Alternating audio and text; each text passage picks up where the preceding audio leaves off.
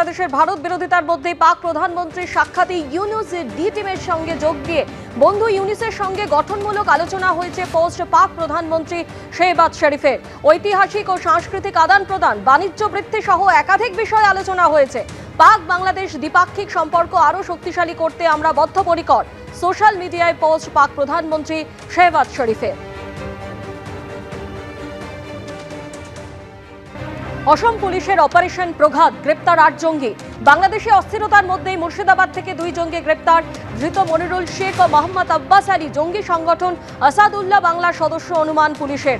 সরাসরি এই মুহূর্তে আমাদের সঙ্গে রয়েছেন আমাদের প্রতিনিধি আবির দত্ত। আবির, বাংলাদেশের অস্থিরতার মধ্যেই আমরা দেখলাম যে মুর্শিদাবাদ থেকে 2 জঙ্গি তাকে গ্রেপ্তার করা হলো। ঠিক কি উদ্দেশ্য নিয়ে তারা ভারতে এসেছিল? দেখো, শুরুতেই তোমায় বলি যে তদন্ত শুরু করেছিল আসাম পুলিশ। সেই তদন্তের প্রথম ইনপুট তারা পায় গত 10ই ডিসেম্বর এবং সেই ইনপুট পাওয়ার পরেই তারা কিন্তু এই অপারেশন প্রঘাত, যে অপারেশন প্রঘাত গত 18 তারিখে এবং 19 তারিখে তারা এই অপারেশন চালায় দেশব্যাপী।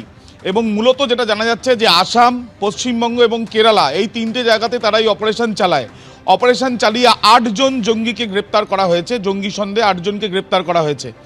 আনসারুল্লাহ বাংলা, যেটা আমরা জানি যে আল কায়দার একটি উইং, এবং এই জঙ্গি গোষ্ঠী আল কায়দার উইং আনসারুল্লাহ বাংলার সক্রিয় সদস্য, এদের মধ্যে অনেকেই মনে করছে পুলিশ।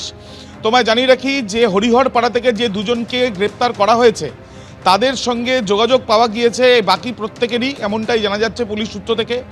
এবং তাদের কাছ থেকে যে মোবাইল ফোন পাওয়া গিয়েছে এবং বেশ কিছু নথি বা বই পাওয়া গিয়েছে, এবং সেই মোবাইল ফোনে বেশ কিছু অ্যাপ রয়েছে, সেই অ্যাপ থেকে তারা মনে করছেন যে পাকিস্তান এবং বাংলাদেশের জঙ্গি গোষ্ঠীর সঙ্গে যোগাযোগ রয়েছে, এরকম ব্যক্তিদের সাথে এই 2 জনের যোগাযোগ ছিল। এবং অপারেশন প্রঘাত যেটা আসাম পুলিশের তরফ থেকে করা হয়েছে, তোমায় জানাই যে মূলত আমরা যেটা জানি যে ইন্ডিয়ান সাবকন্টিনেন্টের এবিটির যিনি প্রধান, অর্থাৎ জসিমউদ্দিন, যেটা জানা যাচ্ছে যে যিনি প্রধান, তার নেতৃত্বে আরও এক ব্যক্তি এই পুরো অপারেশনটা যাতে হয়, সেই এই অপারেশনটা বা বাংলাদেশ থেকে এখানে এসে আসাম এবং পশ্চিমবঙ্গে মডিউল তৈরি করার একটা পরিকল্পনা তাদের ছিল। এবং যেটা আমরা জানতে পাচ্ছি যে ইতিমধ্যে যে 8 জনকে গ্রেপ্তার করা হয়েছে তাদেরকে আদালতে পেশ করা হবে। এবং Jasimuddin Rahmani, chief of Ansarullah Bangla team, যে আল কায়দার ইন্ডিয়ান সাবকন্টিনেন্টের যে দায়িত্বে রয়েছে, তার অ্যাসোসিয়েট ফারহান ইশরাক, তার নির্দেশে প্রথম এক ব্যক্তি যার নাম মোহাম্মদ সাদ রাদি, সে পশ্চিমবঙ্গ ঘুরে গিয়েছিল এবং সেখান থেকে তার কাছে কোনো রকম পাসপোর্ট, কোনো রকম তার কাছে আইডি প্রুফ কিচ্ছু ছিল না। সে এখান থেকে যায় কেরালায় এবং সেই ইনফরমেশন প্রথম পায় আসাম পুলিশ, এবং তারপর তাকে কেরালাতে গিয়ে যখন তল্লাশি চালানো হয় তখন তাকে সেখান থেকে ধরা হয়। তার সঙ্গে যোগাযোগ ছিল মুর্শিদাবাদের বাসিন্দা এই 2 জন, যাদেরকেও ধরা হয়েছে, কিন্তু তারা 2 জনই ভারতীয় এখনও পর্যন্ত যেটা জানা যাচ্ছে। কিন্তু এই যে সাদ রাদি, তাকে জিজ্ঞাসাবাদ করে চাঞ্চল্যকর তথ্য তদন্তকারীরা পেয়েছে যে বেশ কিছু ব্যক্তিকে, বিশেষ করে আরএসএসের কয়েকজন থাকতে পারে নেতৃত্ব, যাদেরকে খুনের চক্রান্ত ছিল।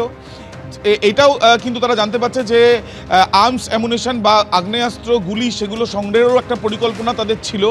তাদের পরিকল্পনা ছিল মডিউল তৈরি করার, এবং বিশেষত পশ্চিমবঙ্গ এবং আসামে স্লিপার সেল তৈরি করার জন্য স্লিপার সেল হিসেবেও বেশ কয়েকজনকে নিযুক্ত তারা করতে চাইছিলেন। নজরে ছিল বর্ডার এরিয়াও, অর্থাৎ বাংলাদেশের এই যে সরকার বদলের পর, অন্তর্বর্তী সরকার আসার পরে নভেম্বর মাসে প্রথম এই ব্যক্তিরা কিন্তু বাংলাদেশ থেকে এখানে প্রবেশ করে, বিশেষ করে এই সাদ রাদি।